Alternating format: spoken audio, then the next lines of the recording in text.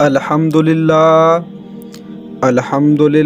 نحمدہ ونصلی علی رسولہ الکریم اما بعد فاعوذ باللہ من الشیطان الرجیم بسم اللہ الرحمن الرحیم۔ اللہ تعالیٰ سے دعا ہے اللہ تعالیٰ صحیح طریقے سے بات کہنے کی، سننے کی، سمجھنے کی، پھر اس پہ ہم سب مسلمان بھائیوں کو عمل کی توفیق عطا فرمائے۔ میں ویڈیو میں جو بھی بات کرتا ہوں تو سب سے پہلے اللہ تبارک و تعالیٰ سے میری یہی دعا ہوتی ہے کہ اے میرے اللہ، جو چیز ہم اپنے بھائیوں کو بتا رہے ہیں سب سے پہلے وہ چیز میرے دل میں پیدا کر، سب سے پہلے ہم کو اس راستے پہ چلا، کیونکہ میرے بھائی جب تک ٹرین کا انجن ٹھیک ہوتا ہے تب اس کی گاڑی ٹھیک چلتی ہے۔ تو میرے بھائی جو ہم کو بتانے والا ہے اگر وہی ٹھیک نہیں ہے تو میرے بھائی اس کی بات کسی کام کی نہیں ہے۔ سب سے پہلے انسان کو اپنے آپ کو سدھارنا پڑتا ہے، پہلے اس کو اللہ کے راستے میں چلنا پڑتا ہے، اس کو نماز، قرآن اور نیک اعمال کرنے پڑتے ہیں، تب جا کے اس کی بات اللہ تبارک و تعالیٰ کسی کے دل میں اتارتا ہے۔ ایسا نہیں ہے میرے بھائی کہ گناہ کرتے رہیں اور دوسروں کو نصیحت کرتے رہیں۔ اگر آپ کی نصیحت سے دوسرے لوگ سدھر گئے تو آپ کا فائدہ نہیں ہے۔ قیامت کے دن اللہ تعالیٰ آپ سے پوچھے گا کہ آپ نے تو لوگوں کو دین کی باتیں بتائیں، تم نے اس پہ کتنا عمل کیا؟ تو آپ کیا جواب دے پاؤ گے؟ تو ہم یہی کوشش کرتے ہیں کہ اللہ تعالیٰ جو کچھ ہم ویڈیو میں بولیں تو وہی باتیں اپنی زندگی میں لائیں۔ چھپا ہوا شرک جو مسیح دجال سے بھی زیادہ خطرناک ہے۔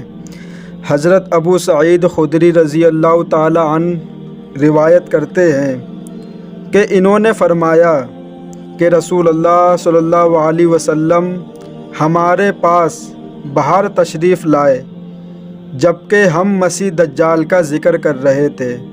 نبی پاک صلی اللہ علیہ وسلم نے فرمایا، کیا میں تمہیں ایسی چیز نہ بتاؤں جو تمہارے نزدیک تمہارے لیے مسیح دجال سے بھی زیادہ خطرناک ہے؟ ہم نے کہا کیوں نہیں یا رسول اللہ صلی اللہ علیہ وسلم، ضرور ارشاد فرمائیں۔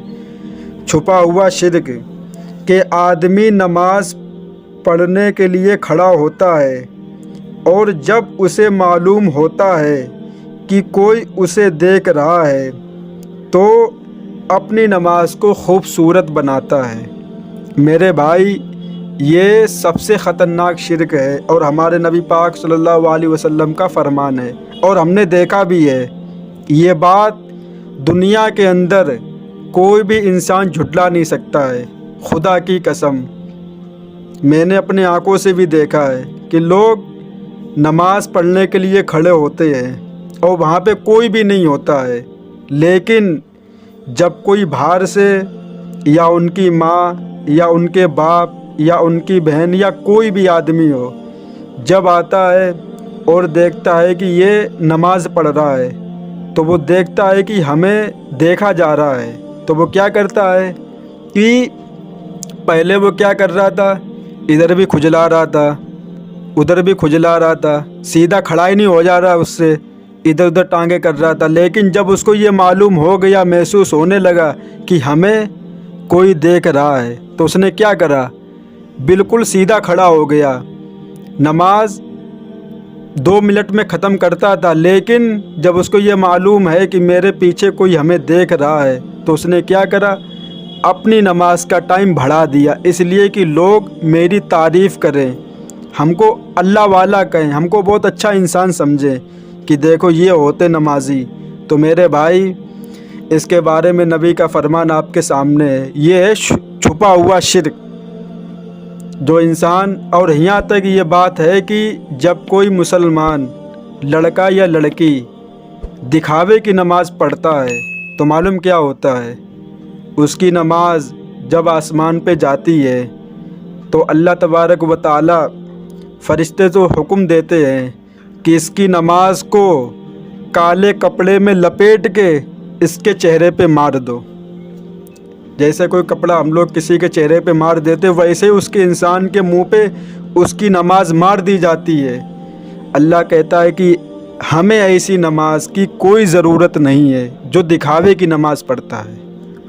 لیکن اب ایک دوسری بات، نماز تو پڑھنی ہے، دکھاوا آئے، بعض دفعہ کیا ہوتا ہے کہ شیطان ہمارے دل میں وسوسے ڈالتا ہے، وہ یہ کہتا ہے کہ کیا نماز پڑھ رہے ہو، دکھاؤ نماز پڑھنا۔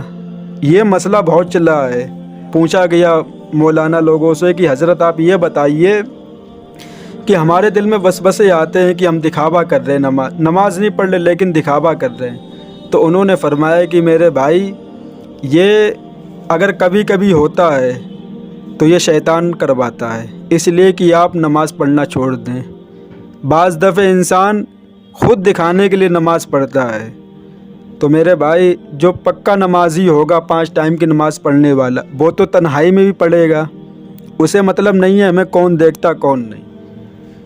لیکن جو دکھانے والے لوگ ہیں وہ تبھی نماز پڑھیں گے جب ان کو کوئی دیکھے گا، ان کی تعریف کرے کہ دیکھو میرا بیٹا 5 ٹائم کا نماز پڑھتا ہے، میری بچی 5 ٹائم کی نماز پڑھتی ہے۔ تو میرے بھائی وہ آپ کے سامنے پڑھ رہی ہے، لیکن اللہ تبارک و تعالیٰ کے سامنے اس کی نماز کی کوئی اہمیت نہیں ہے، کوئی ویلیو نہیں ہے اس کی، صرف اور صرف اپنا ٹائم برباد کر رہی ہے بس۔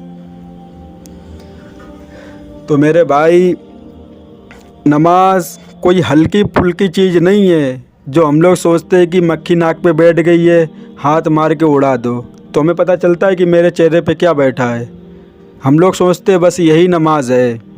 میرے بھائی، نماز بہت بڑی اہمیت ہے، اور جس کو اللہ تبارک و تعالیٰ نے دے دی، سمجھو وہ کامیاب ہو گیا، دنیا میں بھی اور مرنے کے بعد آخرت میں بھی۔ اب سمجھ میں آئے گی کہ نماز کتنی بڑی اہمیت ہے۔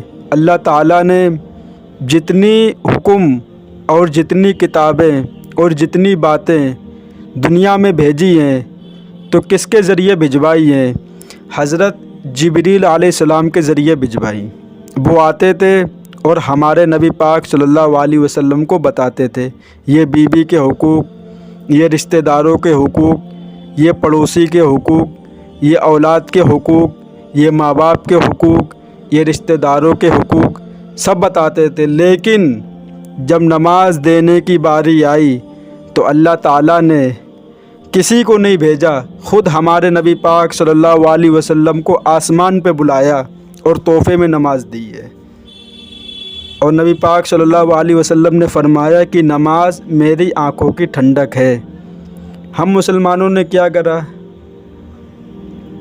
سب کچھ کرتے ہیں، کام دھندا، لیکن نماز پڑھنے کے لیے تیار نہیں ہے، اللہ کو ٹائم دینے کے لیے تیار نہیں ہے۔ پوری رات گزار دیں گے فون پہ، پورا دن گزار دیں گے۔ میرے بھائی، یہ چیزیں اپنی جگہ پہ ٹھیک ہیں، لیکن نماز بھی اپنی جگہ پہ ہونی چاہیے۔ کوئی کتنا ہو سکتا ہے کہ آج تم زندگی میں کم مصروف ہو، اور آگے چل کے ایسا ٹائم آ سکتا ہے کہ اتنے مصروف ہو جاؤ کہ پھر تو بالکل بھی نماز نہ پڑھ پاؤ۔ تو میرے بھائی، ابھی ہم لوگ کیا مصروف ہیں؟ کام دھندا کرتے ہیں بس، کچھ بھی مصروفیت نہیں ہے۔ جو بڑے بڑے علماء ہیں ان کے سامنے تو ہم لوگ خاک بھی نہیں ہیں، وہ لوگ کتابیں لکھتے ہیں، دن کا کام کرتے ہیں، لوگ ان کو بلاتے ہیں، وہ کہاں سے نماز پڑھتے 5 ٹائم کی؟ ہمیں کون بلاتا ہے؟ ہمیں تو کوئی پانی پینے کے لیے نہیں بلاتا ہے کہ آ جاؤ حافظ جی پانی پی لو آ کے۔ پھر بھی لوگ نہیں سوچتے ہیں کہ چلو، عزت تبھی ملتی انسان کو جب وہ اللہ تعالیٰ کے سامنے سر جھکاتا ہے، اور سر تبھی جھکتا ہے تب آپ نماز پڑھو گے۔ ابھی کوئی انسان میرے یوٹیوب چینل پہ جائے تو سب سے زیادہ ویڈیو صرف اور صرف نماز کے بارے میں ہے، صرف نماز کے بارے میں۔ ایک ویڈیو میں اور بنانے والا تھا، لیکن ہم اسی میں تھوڑے سے ہائی لائٹ کریں گے اس بات کو۔ ابھی فیس بک پہ، آج میں صبح فون چلا رہا تھا، فیس بک پہ تو 3 مولوی ہیں، اللہ خیر کرے، اللہ ان کو ہدایت دے۔ تو ایک دیوبندی کوئی مولانا ہے، تو اس کی شارٹ ویڈیو وہ لوگ چلا رہے تھے۔ یہی کام کرتے ہیں، انہیں کام دھندا تو ہے نہیں کچھ بھی، بس یہی کرتے ہیں، اوپر فوٹو لگا دیتے ہیں، اس کے بعد اپنی رائے بتاتے ہیں اور بعد میں دیوبندیوں کو برا بھلا کہتے ہیں۔ تو ان لوگوں سے گزارش ہے کہ اپنی اوقات میں رہیں جہاں تک وہ ہیں، زیادہ اچھلے نہ، ورنہ لگام لگانا منہ پہ ہم کو بھی آتا ہے۔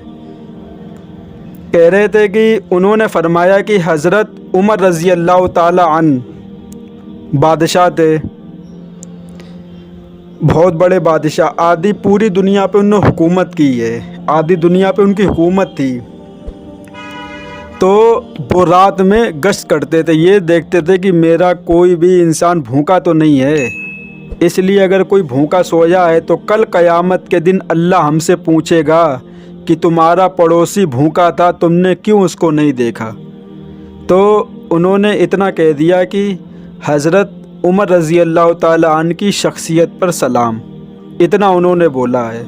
تو اس نے کیا جواب دیا کہ جب ہم لوگ نبی پاک صلی اللہ علیہ وسلم کو مصطفیٰ جان رحمت سلام کرتے ہیں تب دیوبندیوں کو مرچیں لگتی ہیں، اب یہ کہہ رہا ہے کہ حضرت عمر رضی اللہ تعالی عنہ پہ سلام۔ تو میرے بھائی، یہ کہنے والے کہتے ہیں اور ہم بھی کہتے ہیں، لیکن اس نے جو بات بولی ہے کہ دیوبندی اوقات میں رہیں، یہ بات ہم کو غلط لگی ہے۔ ابھی کیا ہے کہ ہم اس کا فوٹو لگا نہیں سکتے ہیں، اس لیے کہ ہم کسی کو بڑھاوا نہیں دیتے ہیں، سیدھی ٹو پوائنٹ بات کرتے ہیں، صاف سیدھی بات۔ اس کی فوٹو لگائیں گے تو وائرل ہو جائے گا، فیمس ہو جائے گا، کچھ بھی ہو، دنیا پہچانے گی، تو ہمیں ویلیو نہیں دینا کسی کو، صرف بات کرنی ہے بس۔ اب کیا ہے کہ جب انسان کو کوئی چیز ملتی نہیں ہے تو وہ صرف کیچڑ اچھالتا دوسروں کے اوپر کہ یہ دیکھو ایسے، یہ فلانے ایسے ہیں۔ اب اتنی بات کرنی تھی، اب کسی دن انشاءاللہ ٹائم ملے گا تب آپ کو پورا واقعہ، پورا قصہ کہ دیوبندی بریلوی کا کیا مسئلہ ہے، کیوں یہ جنگ چھڑی ہوئی ہے، تب پورا آپ کے سامنے کھول کے مسئلہ رکھیں گے کہ بات ہے کیا۔